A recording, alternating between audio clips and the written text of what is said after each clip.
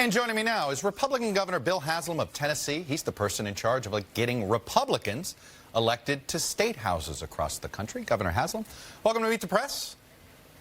Good morning. Thanks. Well, let me start with a similar question I started with Senator Van Hollen.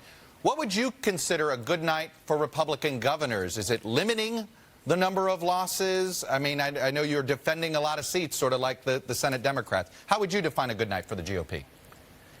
Yeah, so on the governor's map, it is sort of the reverse of what it is in the Senate. There's currently 36 governor's races, 26 of which the Republicans, we hold the seats. So it's easy to say this is a little bit more of an uphill battle for us than it has been historically with that many seats. That being said, we feel good about the position we're in, but we're not blind to the fact that a president's first midterm, when we have this many seats up, like I said, 26 of the 36, we knew we had our work cut out for us. That's why at RGA we've worked hard. We've raised a record amount of money this cycle, and we're making certain we're putting all that money to good use here in the last 3 weeks of the campaign.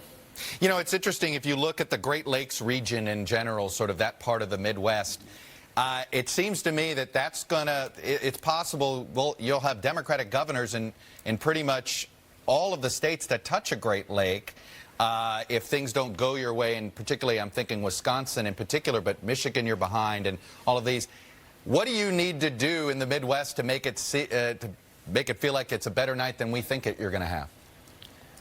So 8 years ago, we had a pretty a great night in terms of taking over a lot of those governors in Michigan and Wisconsin and in Illinois as well. Wisconsin, Scott Walker, we all know what a great campaigner he is. He's one of the best retail politicians I've seen, and he's got good results to show in Wisconsin. So that's a very, very tight race, but I have a lot of faith in the end that the people of Wisconsin will re-elect Scott. Michigan's a little bit more of an uphill battle for us, but Bill Schuette has been working hard. He's out trying to get his message, and he's pointed out in his attorney general races in the past, he has closed a lot stronger than people thought he would. So while that's a difficult part of the country for us, we are by no means throwing in the towel and are actually somewhat optimistic.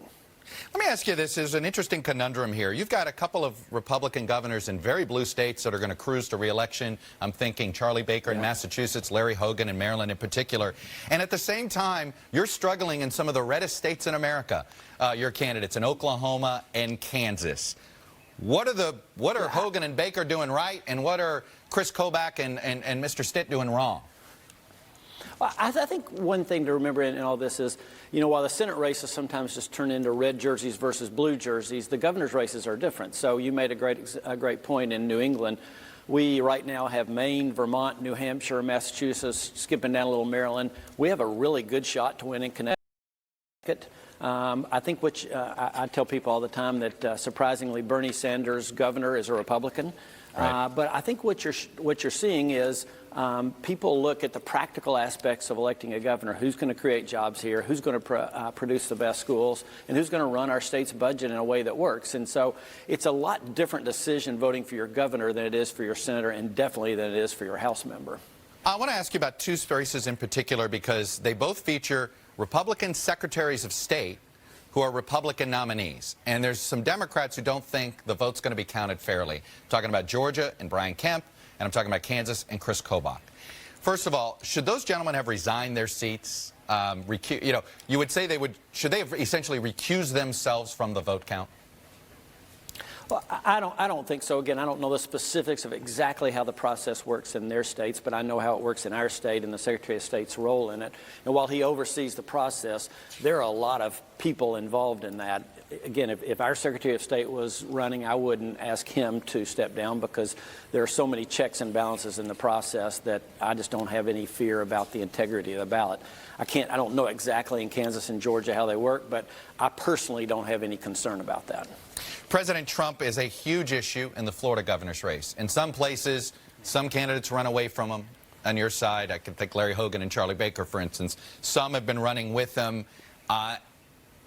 Is it safe to say that President Trump complicates things in some places and helps in other places? I mean, if you lose Florida, is it on the president? Well, I don't think it's any race is entirely on the president, win or lose. I think, again, particularly in governor's race, it comes back down to, as the senator said just prior to this, even more so in governor's races, it's about the quality of the candidate. I think in Florida, the choice is this. In Florida, I think my numbers are right. I think they've added about 2.5 million jobs in the last 8 years under Rick Scott. The economy is booming. It's even more critical now. You know, the new tax plan, you can no longer deduct your state and local taxes. And so states like Florida, like Tennessee, Texas, that don't have income taxes have all of a sudden become very happy hunting grounds for folks to go up and recruit, particularly out of some of the high states in the Northeast. We've seen that. Florida is on a boom, and if I was Florida, I would not want to turn that around. I compete with Florida all the time. I have a unique perspective as the governor of Tennessee. We're all obviously competing with them all the time for new jobs. To me, if they turned around where they were going, the direction they've been in now, it would be a big mistake. Let me quickly ask you about your home state. You said this about the Tennessee Senate race in the New York Times about Phil Bredesen, the Democratic nominee and your predecessor as governor. He's making the argument, I'm another pragmatic in the tradition of Tennessee leaders. I'm going to do what's best for Tennessee. And then you said that's always been a good argument in Tennessee. Is it a good enough argument for him to pull the upset? I don't think so, and that has been Governor Bredesen's argument, and he could point back to a good term as governor. But a couple things. Number one, Blackburn has run a really good race throughout this time. I think they're well positioned. Number two, Tennessee is one of those states where the Kavanaugh hearings did change things. People realized, well, it really doesn't matter kind of what you're saying. The color of the jersey you're wearing up there is really important. And I don't know exactly, but I think the Kavanaugh hearings had a 5 or 6 point swing in Tennessee. I personally think Marcia will win by at least that much. Republican Bill Haslam, the chair of the Republican Governors Association from Tennessee, thanks for your time and sharing your views.